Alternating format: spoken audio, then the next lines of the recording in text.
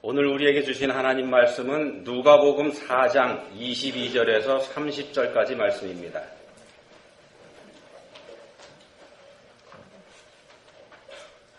한 목소리로 읽겠습니다. 그들이 다 그를 증언하고 그 입으로 나오는 바 은혜로운 말을 놀랍게 여겨 이르되 이 사람이 요셉의 아들이 아니냐. 예수께서 그들에게 이르시되 너희가 반드시 의사야 너 자신을 고치라 하는 속담을 인용하여 내게 말하기를 우리가 들은 바 가버나움에서 행한 일을 내 고향 여기서도 행하라 하리라. 또 이르시되 내가 진실로 너희에게 이르노니 선지자가 고향에서는 환영을 받는 자가 없느니라. 내가 참으로 너희에게 이르노니 엘리야 시대에 하늘이 3년 6개월간 닫히어 온 땅에 큰 흉년이 들었을 때에 이스라엘에 많은 과부가 있었으되 엘리야가 그중 한 사람에게도 보내심을 받지 않고 오직 시돈 땅에 있는 사렙다의 한 과부에게 뿐이었으며 또 선지자 엘리사 때에 이스라엘에 많은 나병 환자가 있었으되 그 중에 한 사람도 깨끗함을 얻지 못하고 오직 수리아 사람 나만 뿐이었느니라. 회당에 있는 자들이 이것을 듣고 다 크게 화가 나서 일어나 동네 밖으로 쫓아내어 그 동네가 건설된 산 낭떠러지까지 끌고 가서 밀쳐 떨어뜨리고자 하되 예수께서 그들 가운데로 지나서 가시니라. 아멘. 예수님께서 30세쯤 되셔서 공생애를 시작하시고 얼마 안 되었을 때입니다. 어려서부터 사셨던 나사렛을 찾아가셨습니다. 이때에는 이미 가버나움이라고 하는 곳에서 여러 가지 기적을 행하셨고 그 소문이 갈릴리 지역에 널리 퍼지고 있었던 그런 때였습니다. 그렇기 때문에 고향 나사렛 사람들도 이 소문을 듣고 있었습니다. 나사렛을 찾으신 예수님은 늘 그렇게 하셨던 것처럼 안식일이 됐을 때 회당 예배에 참석하셨습니다. 고향 동네이기 때문에 대부분이 거의 다가 아는 사람들이었었죠. 이 사람들은 과거의 예수님, 즉 목수 요셉과 마리아의 아들인 예수, 또 자기들이 잘 알고 있는 야고보와 요셉, 시몬과 유다의 형제인 예수, 그런 예수로 이 예수님을 알고 있었습니다. 그 예수가 갈릴리 여러 곳을 다니면서 놀라운 일을 행하였고 또 사람들로부터 칭송받고 있다는 소문을 이 사람들이 들었는데 그런 소문을 들은 그 예수가 바로 자기들 눈앞에 지금 있습니다. 호기심에 가득 찬 눈으로 예수님을 주목할 수밖에 없지 않겠습니까? 그런데 그 자리에서 사람들이 기대했었던 게 있지 않습니까? 그런데 예수님은 그 자리에서 사람들이 기대했던 기적을 보여주시거나 그러지는 않으시고 먼저 이사야 61장 1절과 2절에 있는 말씀을 읽으셨습니다. 그리고 그 말씀을 본문으로 해서 설교하셨습니다.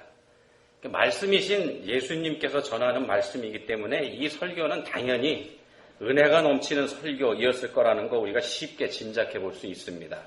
본문 22절에서도 은혜로운 말씀 이렇게 표현하고 있습니다.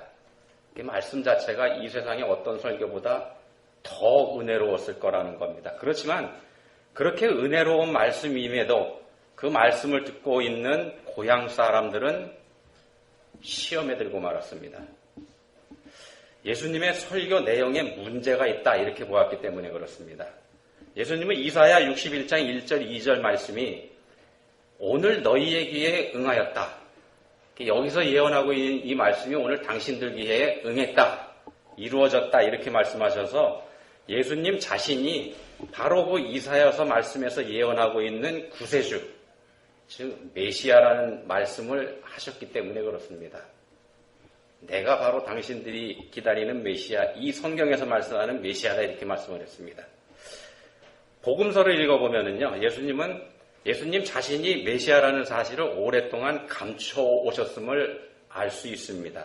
심지어 함께 다니는 제자들에게도 그런 말씀 하시지 않으셨습니다.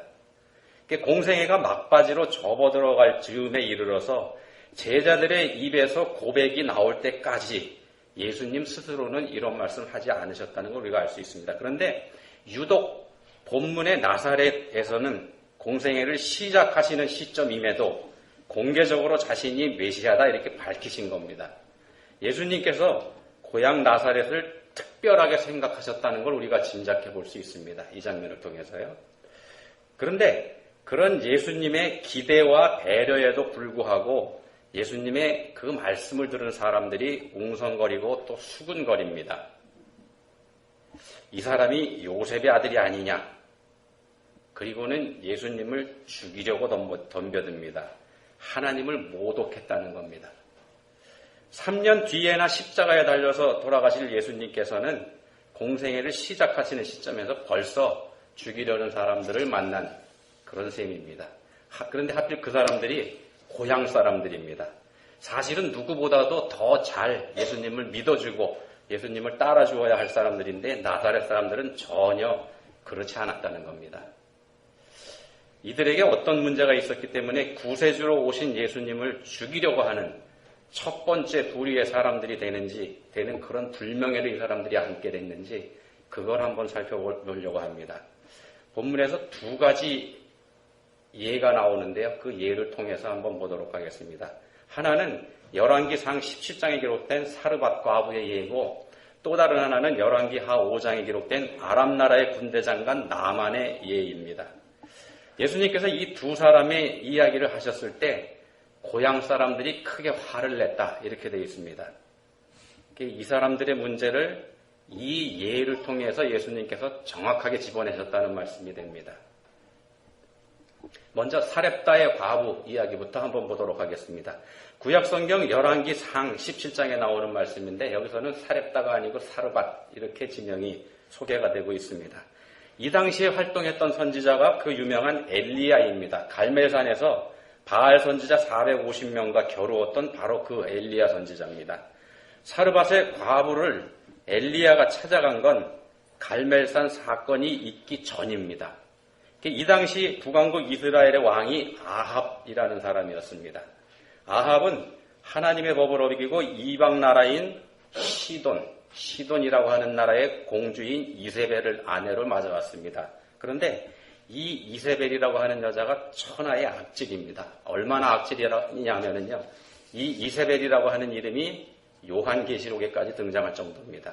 그 이세벨이 이스라엘로 시집 오면서 자기가 섬기던 바알과 아세라를 가지고 왔습니다. 사실은 이스라엘 사람들도 바알과 아세라를 섬기고 있었습니다. 그런데 이세벨이 바알과 아세라를 가지고 와서 여호와 하나님과 바알 사이에서 적당히 양다리 신앙생활을 하고 있던 이스라엘 사람들을 완전히 바알을 믿는 사람들로 만들어버립니다. 하나님하고 완전히 떠나게 만들어버립니다. 온 나라가 바알이라고 하는 우상을 섬기는 나라가 돼버립니다. 그래서 하나님께서 이스라엘에게 벌을 내리십니다. 엘리야 선지자를 아합 왕에게 보내서 이렇게 말씀하십니다. 내 말이 없으면 수년 동안 비도 이슬도 내리지 아니하리라. 그리고 그때부터 3년 반 동안 이스라엘 지역에는 비 한 방울 내리지 않는 극심한 가뭄이 찾아옵니다. 여기서 바알이라고 하는 신은요. 농사를 주관하는 신이다 이렇게 사람들이 믿고 있던 신입니다. 농사를 주관하는 신이기 때문에 당연히 농사에 필요한 비를 내리는 건 바알이 하는 일이다 이렇게 사람들이 믿었습니다. 그래서 하나님께서 가뭄이라고 하는 벌을 내리신 겁니다. 그리고 3년 반이 지나서 3년 반 동안 이스라엘 사람들이 굉장히 어려웠을 거지 않습니까? 그 하나님의 백성들의 고통을 돌아보신 하나님께서 가뭄을 끝내시기로 작정하시고 그 끝내는 방법, 장면이 바로 갈멜산에서 엘리야와 450명의 바알 선지자가 대결하는 장면이었습니다. 그걸 통해서 하나님께서 3년 만에 가뭄을 끝내고 비를 내려주십니다. 극심한 가뭄이 한창 진행되고 있을 때 하나님께서는 가뭄이 오게 될 것이라고 선언하고 멀리 도망가서 숨어있던 이 엘리야 선지자를 사르밧의 한 과부에게 보내시는 겁니다. 가뭄이 한창 진행되고 있을 때요. 이스라엘 안에도 많은 과부들이 있었습니다만 하나님께서는 이스라엘 중에 한 사람이 아닌 이방 나라인 시돈, 그 나라의 사르밧이라고 하는 동네의 한 여인에게 엘리야 선지자를 보내신 겁니다. 그리고 그 여인에게 신세 지면서 엘리야 선지자가 살게 그렇게 하셨습니다. 본문에서 예수님께서는 나사렛 사람들에게 하나님께서 엘리야 선지자를 이스라엘 여인이 아닌 이방 여인에게 보내신 이유가 뭔지 그거 한번 생각해보라. 이런 뜻으로 이 말씀을 하고 계시는 겁니다. 아합과 이세벨이 다스리던 시기에 이스라엘은 앞에서 말씀드린 것처럼 완전히 우상 바알에게 넘어가 버린 그런 나라였습니다. 여호와 하나님을 섬기는 사람들을 보는 건 그야말로 희귀한 일이었었습니다. 하나님께 선택받은 하나님의 백성인 이스라엘 사람들의 신앙이 이만큼 타락해 있던 때가 바로 이때입니다. 당시의 타락상을 갈멜산 사건 이후에 경과가 어떻게 됐는지 그걸 살펴보면 이 사람들이 얼마나 타락했는지 우리가 알 수 있는데요. 간절하게 기도해서 마른 하늘에서 억수 같은 비를 내리게 한 엘리야 선지자가 백성들에게 명해서 450명의 바알 선지자들을 처형합니다. 거기까지는 성공합니다. 그런데 이 정도 되면은요, 그 정도 됐다 그러면은 백성들이 정신을 차리고 하나님께로 돌아오는 거 당연하지 않겠습니까? 그렇지만 상황은 전혀 그렇지 않았습니다. 그런 일이 있었음에도 불구하고 백성들은 하나님께로 돌아오지 않았습니다. 오히려 자신이 기르던 선지자들을 처형했다는 그런 보고를 들은 이세벨이 엘리야 선지자를 붙잡아라고 체포령을 내립니다. 엘리야 선지자는 멀리 광야로 도망쳐야 되는 그런 신세가 되어버립니다. 그리고는 멀리 도망가서 꼭꼭 숨습니다. 숨어있는 곳에서 하나님한테 기도를 하는데 뭐라고 기도를 하는가 하면요. 이제 하나님 여기서 나를 죽여주셔서 저 무서운 이세벨의 공포에서 벗어나게 해주십시오. 차라리 여기서 죽는 게 낫겠다는 거죠. 이세벨한테 붙잡혀가는 것보다. 엘리야 선지자가 이런 기도를 할 정도였습니다. 이 정도로 타락해서 하나님을 떠난 이스라엘에서 하나님의 선지자인 엘리야를 그 극심한 가뭄에서 먹이고 보호해줄 여인, 그런 여인을 찾는 일이 불가능했다는 겁니다. 그래서 찾아낸 사람이 바로 이방 여인인 사르밧의 과부입니다. 근데 이 여인을 한번 보십시오. 엘리야가 빵 한 조각만 달라고 이 여인에게 부탁했을 때 여인이 이렇게 대답합니다. 열왕기상 17장 12절 말씀입니다. 그가 이르되 당신의 하나님 여호와께서 살아계심을 두고 맹세하노니 나는 떡이 없고 다만 통에 가루 한 움큼과 병에 기름 조금뿐이라. 내가 나뭇가지 둘을 주워다가 나와 내 아들을 위하여 음식을 만들어 먹고 그 후에는 죽으리라. 여인은 한 번밖에 먹을 수 있는 양식, 그거밖에는 없습니다. 그래서 이제 그 마지막 남은 양식을 아들과 함께 먹고 이제는 죽을 날만 기다려야 된다. 자신의 처지가 그렇다는 것을 엘리야 선지자에게 얘기를 합니다. 그럼에도 불구하고 이 여인은 그 마지막 양식을 하나님의 선지자인 엘리야에게 양보해 줍니다. 하나님의 말씀에 순종해서 하나님의 선지자에게 이런 대접을 해줄 사람을 정작 하나님의 백성들인 이스라엘 안에서는 찾을 수가 없었습니다. 하나님도 찾지 못하셨습니다. 그래서 할 수 없이 이방 나라인 사르밧으로 엘리야 선지자를 하나님께서 보내신 겁니다. 정작 하나님을 알고 섬겨야 할 사람들이 하나님을 알지 못했다는 이 이야기를 예수님께서는 예수님을 잘 알아야 할 고향 나사렛 사람들이 그렇지 못한 걸 안타까워하면서 해주신 겁니다. 다른 사람들에게는 숨기면서도 고향 사람들에게는 자신이 바로 메시아라고 하는 사실을 공개하신 것에서 우리가 고향 사람들을 향한 예수님의 사랑과 안타까움을 읽어볼 수가 있습니다. 나사렛 사람들이나 옛날 아합 시대의 사람들이나 하나님을 바로 알아야 할 사람들이었습니다. 근데 그렇지만 그렇지 못했습니다. 이 사람들은 하나님의 백성들이었음에도 불구하고 하나님을 바로 알지 못했습니다. 만약에 하나님을 믿는다고 하는 우리들도 하나님을 믿는다고 하면서 우리들의 삶이 믿지 않는 사람들보다 하나님의 뜻과 하나님의 말씀에 더 가까이 있지 못한다면, 그렇다면 이 사람들하고 우리가 뭐가 다를지 한번 생각해 봐야 되지 않겠습니까? 혹시 우리들도 정작 알아야 할 것은 알지 못하고 있는 건 아닌지, 이거 우리가 생각해 볼 수 있다는 말씀입니다. 생각해 볼 필요가 있습니다. 다음은 수리아 사람 나만입니다. 이번에는 열왕기 하 5장에 있는 말씀입니다. 앞에서 말씀드린 엘리야 선지자의 대를 이은 그의 제자 엘리사 선지자의 이야기입니다. 이스라엘과 사이가 좋지 않은 이웃나라 아람의 군대 장관인 나아만, 이 나아만이 나병에 걸렸습니다. 근데 그 나아만이 이스라엘하고 전쟁할 때 붙잡아가서 하인으로 부리고 있던 이스라엘의 어린 소녀, 이 아이에게서 엘리사 선지자가 그 나병을 고칠 수 있을 거라는 얘기를 듣습니다. 그 어린 소녀의 말을 믿고 나아만이 이스라엘 땅으로 찾아옵니다. 그냥 찾아왔다고 우리는 생각하는데요. 이거 굉장히 위험한 길입니다. 그 어린 소녀가 잡혀갔다는 것에서 우리가 알 수 있는 것처럼요. 두 나라는 전쟁을 했던 나라입니다. 더군다나 나아만이라는 사람은 군대 장관입니다. 그런 사람이 불과 몇 사람의 수행원만을 데리고 적국에 찾아갔다는 것은 자기네하고 전쟁을 했던 나라에 찾아간다는 건 어찌 보면 호랑이 굴에 뛰어드는 일이지 않겠습니까? 그런 길을 나아만이 찾아왔다는 겁니다.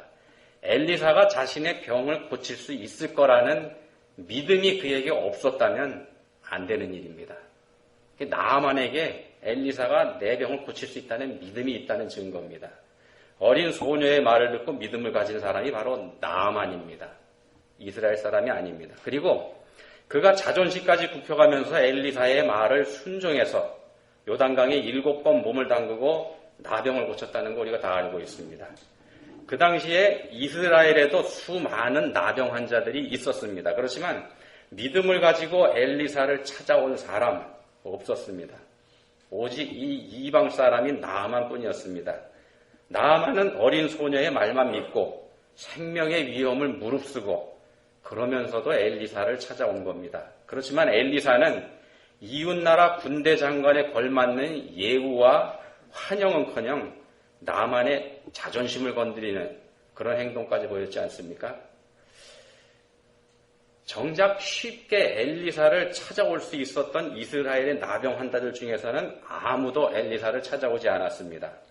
예수님께서 이 사실을 들어서 고향 나사렛 사람들의 무지와 어두운 눈을 깨닫게 해주려고 이 말씀을 하고 계시는 겁니다. 정작 믿어야 할 사람들은 믿지 않고 믿지 않는 게 정상인 사람들이 더 믿음이 좋다는 겁니다. 예수님께서 이걸 안타까워하고 계십니다. 비슷한 예 하나 제가 들어드리겠습니다. 재밌는 얘기인데 아마 아시는 분들이 꽤 있으실 겁니다. 미국의 어느 작은 도시에 작은 교회가 하나 있었습니다. 우리로 말하면 개척교회, 그런 교회입니다. 그런데 교회 바로 옆에 술집이 하나 생겼습니다. 그러니까 교인들이 걱정이 되죠. 걱정도 되고 긴장도 되고 이렇게 되니까 우리로 치면 작정기도, 특별기도를 합니다. 한동안 저 술집이 망하게 해달라 이렇게 기도를 했습니다. 근데 얼마 지나지 않아서 무슨 일이 생겼냐면은 그 술집에 불이 나서 홀랑 다 타버렸습니다.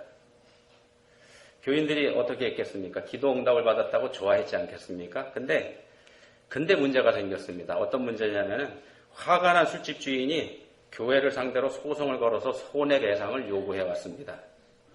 술집 주인은 교인들이 기도해서 자기 가게에 불이 난 것이기 때문에 당연히 교회가 손해배상해야 된다 이렇게 주장한 겁니다.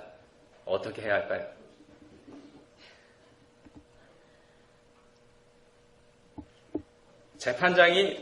재판이 소송을 걸었으니까 재판 열지 않습니까? 재판장이 그 교회 목사님에게 물어봅니다. 진짜 그러냐? 이렇게 물어봤습니다. 진짜 당신들이 기도해서 저 집에 불이 난 거냐? 이렇게 물어봤습니다. 여러분들이 이 목사님이라면 뭐라고 대답하시겠습니까? 이 목사님이 뭐라 그랬냐면요. 에이, 그럴 리가 있나요? 우리가 기도했다고 술집에 불이 나겠습니까? 그게 말이 됩니까? 이렇게 얘기했답니다. 재판장이 어떻게 판결을 했는가 하면요. 이렇게 판결했답니다. 술집 주인, 믿음이 좋음. 믿음이 있지 않습니까? 교회 목사, 믿음 없음. 그리고 하나님께도 책임이 있는 것 같으니 배상은 하나님께 가서 받을 것. 명판결인가요? 오늘 본문에서 말씀하고 있는 건 우리를 너무나도 사랑하시는 하나님의 사랑에 반응하는 우리들의 잘못된 믿음입니다. 본문에서 그걸 지적합니다. 예수님은 공생애를 시작하시면서 자신이 자란 갈릴리 지역에서 먼저 하나님의 일을 시작하셨습니다. 예루살렘으로 가지 않고요. 그리고 본문에서는 그 중에서도 먼저 고향 나사렛을 찾아서 자신이 누구인지를 고향 사람들에게 밝히신 걸 기록하고 있습니다. 그렇지만 정작 나사렛 사람들은 그 예수님을 거부합니다. 하마터면 예수님은 어느 곳보다도 사랑하게 찾으신 그 고향에서 하나님의 일을 해보지도 못하고 고향 사람들에 의해서 죽임을 당할 뻔했습니다. 이 사람들이 왜 예수님을 죽이려고 했습니까? 이 사람들이 왜 예수님을 죽이려고 했는가 하면은요, 이 사람들 눈에는 예수님이 메시아, 즉 구세주가 아니라 그저 요셉의 아들로 보였기 때문입니다. 예수님이 아무리 엄청난 기적을 행한다고 하셔도 이 사람들에게는 그저 요셉의 아들 예수,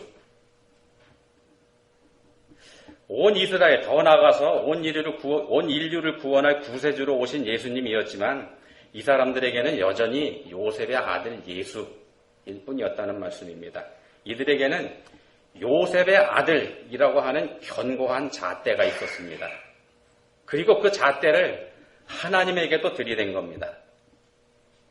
그 잣대에 들어맞지 않는 하나님은 하나님일 수가 없었습니다. 우리가 사는 지금 세상도 이런 일 주저없이 행하고 있습니다. 자기 자신들이 사람들이 자랑하는 과학과 이성의 잣대, 이걸 충족하지 못하는 하나님, 그런 하나님은 없다, 존재하지 않는다, 이렇게 해버리는 게 우리가 살고 있는 세상입니다. 자기들이 만든 잣대입니다. 문제는 하나님을 믿는다고 하는 우리 기독교인들도 이런 잣대를 가지고 있다는 사실입니다. 우리들도 그런 잣대를 가지고 있습니다. 기도해도 응답하지 않는 하나님, 이런 잣대를 우리가 가지고 있습니다. 이렇게 되면은요, 우리가 기도해도 응답하지 않는 하나님이라는 잣대를 우리가 가지고 있으면은 정작 하나님께서 우리의 기도에 응답해 주셨을 때 우리가 어떻게 반응하는가 하면은요, 그건 하나님의 응답이 아니다, 이렇게 판단하게 됩니다. 하나님께서 사랑하시는 사람이 어떤 사람인지 우리가 압니다. 잘 알고 있습니다. 하나님께서는 어떤 사람을 사랑하시는지요? 하나님께서 사랑하시는 사람이 어떤 사람인지 우리가 만든 잣대가 있다는 겁니다. 하나님은 이런 사람 사랑하신다. 근데 그 우리들의 잣대가 동료 교인들이, 우리하고 같이 신앙생활하는 교인들이 믿음에서 우러나와서 행하는 믿음의 행위, 믿음으로 하는 겁니다. 그 행위에서, 그러니까 믿음으로 행하는 우리 동료들이 행하는 그 믿음의 행위 안에서 우리가 가지고 있는 하나님께서 사랑하신다는 그 잣대를 갖다 들이대가지고 뭘 하는가 하면은요, 그 사람에게서 어떻게 해서든지 불신앙의 요소를 찾아내려고 이리 재고 저리 재고 하는 게 우리들일 수 있다는 겁니다. 왜 이런 잘못을 우리가 범하게 될까요? 그건 하나님의 은혜로 받지 않기 때문에 이런 일이 생깁니다. 하나님의 은혜를 우리의 잣대로 재서 이건 은혜가 아니다, 이렇게 해버린다는 겁니다. 우리가 이런 잘못을 저지르지 않기 위해서는 은혜로운 말, 하나님께서 주시는 은혜로운 말, 이 은혜로운 말을 은혜로운 말 그대로 받아들일 수 있어야 됩니다. 나사렛 사람들이 하지 못했던 게 그거지 않습니까? 예수님께서 주시는 그 은혜로운 말씀, 그 말씀을 듣고서 시험에 들었습니다. 그 말을 한 사람이 요셉의 아들이기 때문에 은혜로운 말이 아니다, 이렇게 판단해버리면 곤란하다는 말씀입니다. 자칫 하나님의 아들을 요셉의 아들로 보아버리는 나사렛 사람들과 같은 그런 중대한 실수를 우리도 범할 수 있다는 겁니다. 우리가 가지고 있는 요셉의 아들이라고 하는 잣대, 이런 잣대를 우리가 이제 집어 던져야 될 필요가 있습니다. 집어 던지고, 그리고 하나님의 은혜의 잣대로 우리가 바꾸어서 가지고 있어야 됩니다. 여러분 곁에 있는 모든 사람들, 같은 동료 교인들이 됐든지 가족들이 됐든지 친구들이 됐든지 여러분들 곁에 있는 모든 사람들을 언제나 여러분들이 요셉의 아들이라고 하는 잣대가 아닌 하나님의 은혜를 통해서 바라보시기를 축원드립니다. 하나님 아버지, 저희들에게는 시기와 질투가 있음을 고백합니다. 저희가 시기하고 질투하는 그 사람이 하나님 안에 있는 사람일 수 있다는 걸 저희가 알면서도 그에게서 뭔가 잘못된 걸 찾아내기 위해 애쓸 때도 있음을 고백합니다. 저희들을 불쌍히 여겨주십시오. 저희에게 믿음의 눈과 지혜의 영을 주셔서 성자 예수님을 요셉의 아들로 제한해버린 나사렛 사람들처럼 되지 않게 은혜 베풀어 주시기 원합니다. 예수님 이름으로 기도합니다. 아멘.